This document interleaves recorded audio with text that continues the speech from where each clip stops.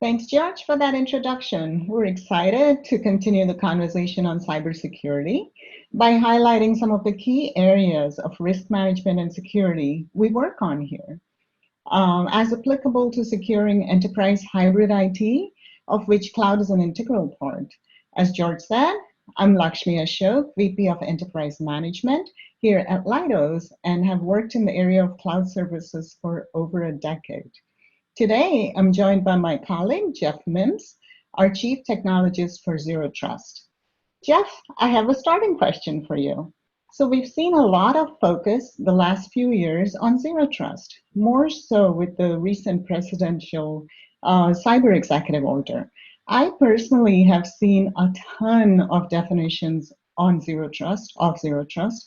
How would you define Zero Trust, especially as it pertains to Leidos?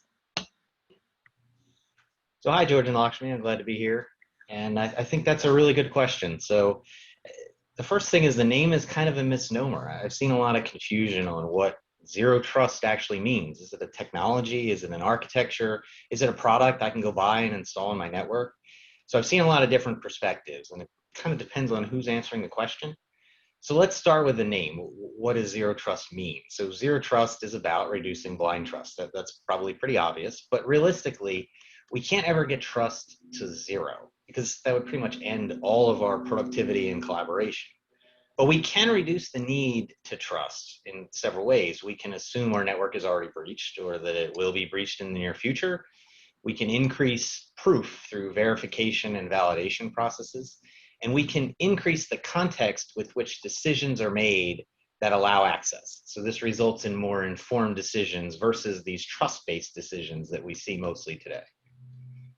So what I've described is really more of a philosophy, right? It's a paradigm shift in how we design networks and systems. So from my perspective, zero trust is really a mindset of finding ways to reduce trust and increase resiliency. So there's many places where trust is important in today's architectures, right? The analogy is current network defenses. They're modeled around this kind of medieval strategy of building reinforced walls and heavily defended walls to keep out the enemy, right? We've done this for thousands of years. The problem is once the enemy gets inside the walls, that enemy has free access to everything. So one of the principles of zero trust is limiting this, what we call lateral movement. So once a user is authenticated in a perimeter or a walled network, that user has the ability to at least try all the doors and see which ones are locked. In our case, those doors are applications that manage critical data, right? So if the doors are locked, there's still damage that a malicious actor can cause standing at the entrances. And we're giving that attacker lots of time to wait for the right moment to break through the door, right? So I know it's simplistic, but I think it's really important that we start with this mindset, right? We understand the problem before we get too far into solutions and architectures. So the next question is why? Why is this important? And so first of all, one of the key topics here, we're migrating to much more complex architectures, right? Things that blend cloud and on-premise access together. We're creating significant new attack surfaces. We're also opening the door to entirely new threat vectors. Another thing, insider threat is ever present, right? It's also very difficult to deal with. We've got an insider who's already inside our perimeter with bad intentions. And this is a user that has valid credentials, potentially a compliant device, and they have legitimate access to applications and data. And really, this is just the beginning of the hard problems because we have a dramatic rise in machine-to-machine communications through microservices where we're trusting machines and certificate authorities. So at Leidos, of course, we deal a lot with DoD and Homeland Security, intelligence community, et cetera. And we have critical infrastructure that we need to protect from cyber attack. And even we have critical systems sitting at the tactical edge where they could be compromised physically as well as digitally. Then this problem continues to expand, right? We've got cyber physical systems that control physical infrastructure. Another place where we're marrying up these real world risks with digital ones. And it's especially true, of course, in the energy sector. We have digital medical devices that are keeping people alive. Then the other thing that's really interesting to us is just this incredible rise in autonomous systems. So many of them are built on large sets of historical data. We have unattended platforms that are vulnerable to interception, right? Systems that collect increasingly sophisticated intelligence. And in some cases, these platforms are even armed. So this is an area where cyber attacks can cause grave danger. And the problem continues to become more challenging when the systems are unattended out in the wild. An attacker has physical access to these systems. Walls don't work when you have physical access, right? So the bottom line is, as technology advances, it creates these new vulnerabilities. And likewise, it creates specific threats. As we've seen in the news recently, there's all kind of ransomware and other types of attacks that are very subtle. They last for a long time. They take a long time before they're detected, and they're adaptive. So we need revolutionary new approaches to secure today's systems. All right, so how can we use this effectively? So we talked a lot about what it is, but what specifically are key capabilities within Zero Trust that help secure these workloads and assets and things? So I'll talk about a few just as examples. So the first is on the identity side, ICAM, so identity, credential, and access management.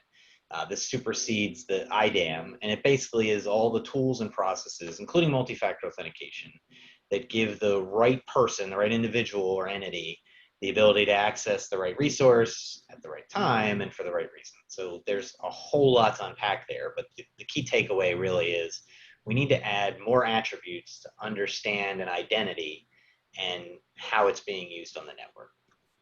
So the next thing is microsegmentation. So this is the ability to segment or isolate networks and workloads from each other into separate zones. So we can create specific policies that control these zones and reduce the ability to move laterally across the network. So then we also have another key element in Zero Trust that's not network related is software supply chain security. We need to understand all the component parts of software and evaluate those parts for risks and exploits that may have actually been built into the software itself. And so finally, what I would say the most important thing here is risk-based access control, as opposed to role-based access control. This is adaptive, continuously evaluating the risk of every connection.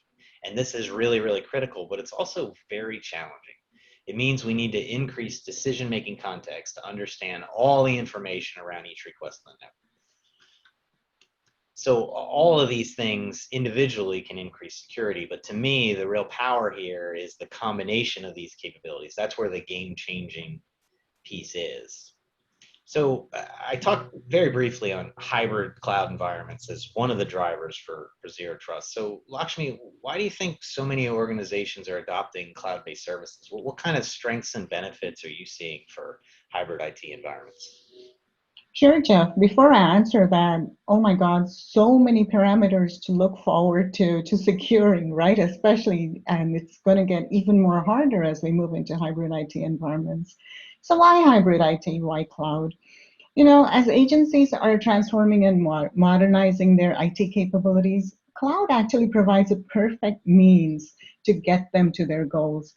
I was talking to the EPA CIO a couple of weeks ago, and he mentioned scalability as one of the major reasons they rapidly adopted cloud, especially in light of seasonal changes. And I think he was referring to some forest fires at that time. The other reason he mentioned was, you know, given everything that happened last year, the need for remote access was quickly enabled by moving to cloud. For me, resiliency and continuity of operations is another reason for adopting cloud, especially in light of lowering costs while using services securely, and again, only when necessary, without going and having to procure an entire data center worth of hardware.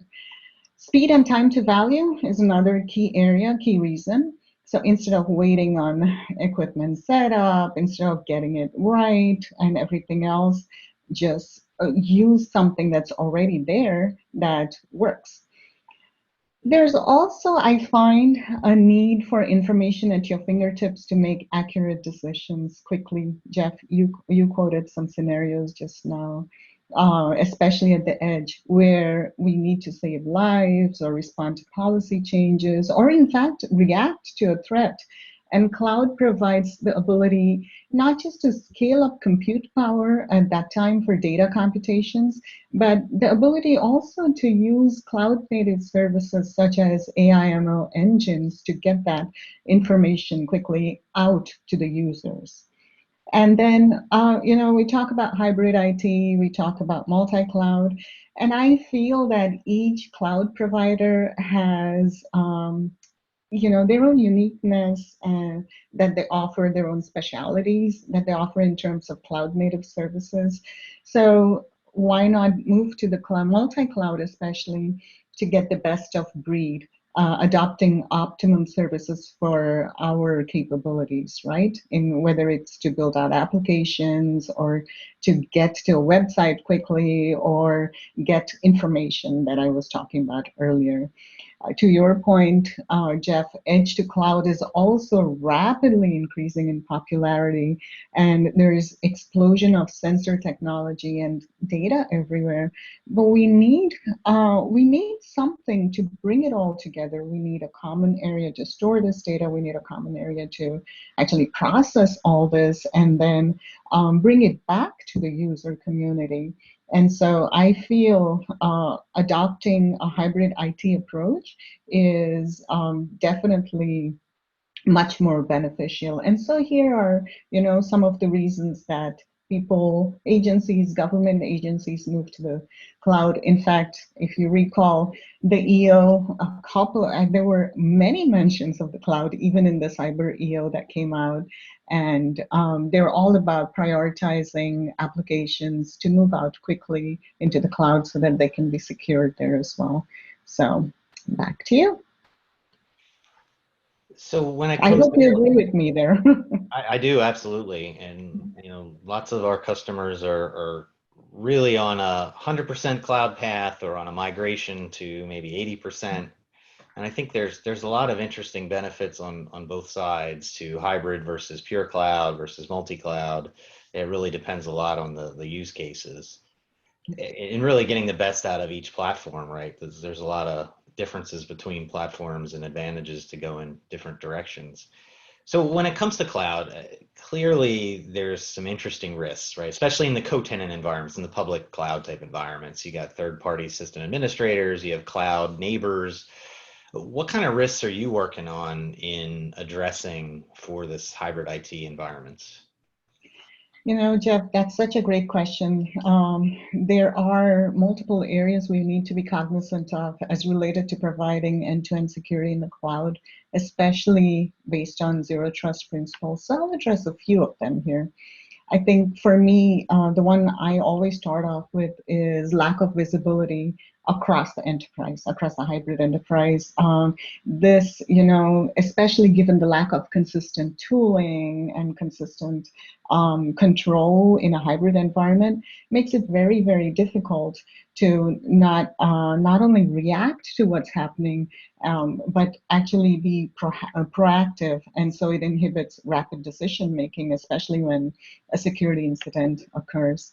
So one of the things we're doing here is we are building enterprise-wide dashboards on a standard open framework, providing, again, an end-to-end view of incidents, but also integrating that with intelligence, AI ops, so that we can reduce the noise of the alerts, the incidents, and be able to quickly isolate root cause.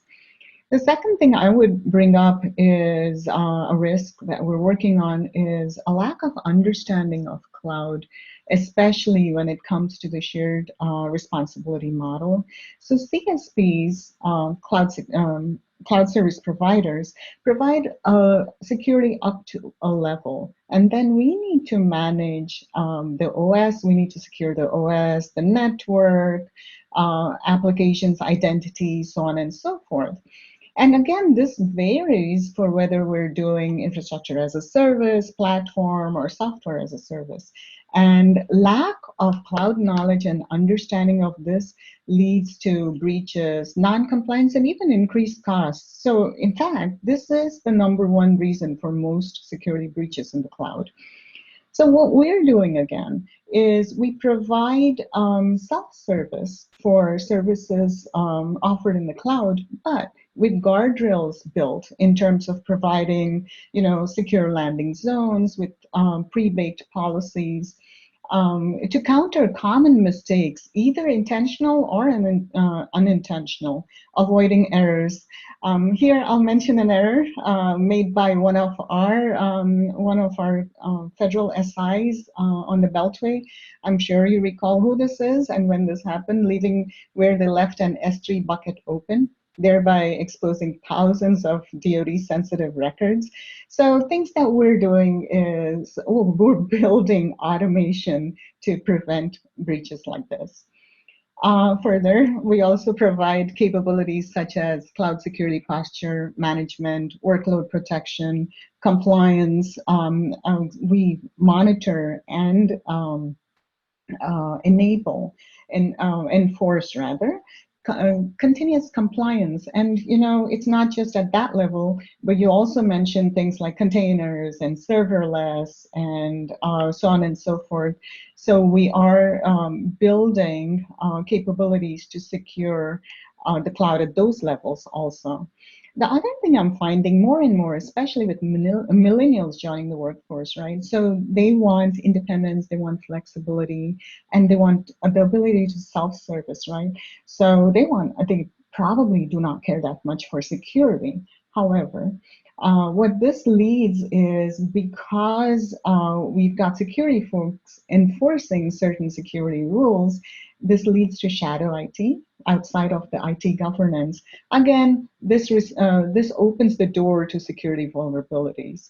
So putting the right guardrails while ensuring a good customer service and experience and giving independence to users is vital. Data, I'll be remiss if I don't mention securing data at all phases, right? Rest, transit, and we're working on some interesting solutions. And then you mentioned supply chain security, and truly cyber attacks have become even more popular in the recent past. Attacks on cloud services doubled in 2019 and accounted for 20% of investigated incidents. Mostly they're associated with insecure interfaces and APIs. So what we're doing is we're moving away, honestly, from the current methods of securing network perimeter and instead moving to an identity perimeter basis, securing the identity perimeter. And we're working with relatively newer technologies like SASE, Secure Access, Secure Edge, to provide functionalities such as Zero Trust Network Access, enabling secure access from anywhere to certain applications. Part of this is also to provide secure inter-networking between cloud endpoints. So, there are more risk areas to work on, and given time constraints, I've mentioned a few here. But I am going to throw a question back at you. So what we're working on, what I've talked about so far, is really about cloud security challenges and how we maintain business continuity despite an incident, really. But however, as we move towards a more futuristic approach, how do we start including some predictive intelligence, if you will, so that we can actually start preventing incidents from occurring instead of looking at continuity of operations once an incident has occurred. Can you elaborate on how we at Leidos are doing this today, Jeff? Yeah, sure. I think it'd be nice if we could just buy that off the shelf, right? But the reality is Right. most of our systems today, they're reactionary, right? And the bridge to prediction and becoming more proactive, it's a long bridge. And the first step is understanding. So this is really where a lot of us are working today, is enhancing our understanding of what's going on across the network, from the user all the way to the data and back. And there's a lot of incredibly intelligent systems out there monitoring network activity, creating analytics. But the reality today is most of these systems, they exist at one layer of the network. And what I'm referring to are like the user identity layer, device layer, network layer, data layer, application layer, et cetera. So there's pretty good integration of these systems within the layer that they operate on, but very little comprehensive integration across layers. And so the big push, I think I said it before, is increasing decision-making context. So unifying data across layers to get a broader perspective for each request. So it's great to say we apply artificial intelligence and machine learning to increase this decision-making speed, but we need the data to actually cross the layers in order to build the models in the first place.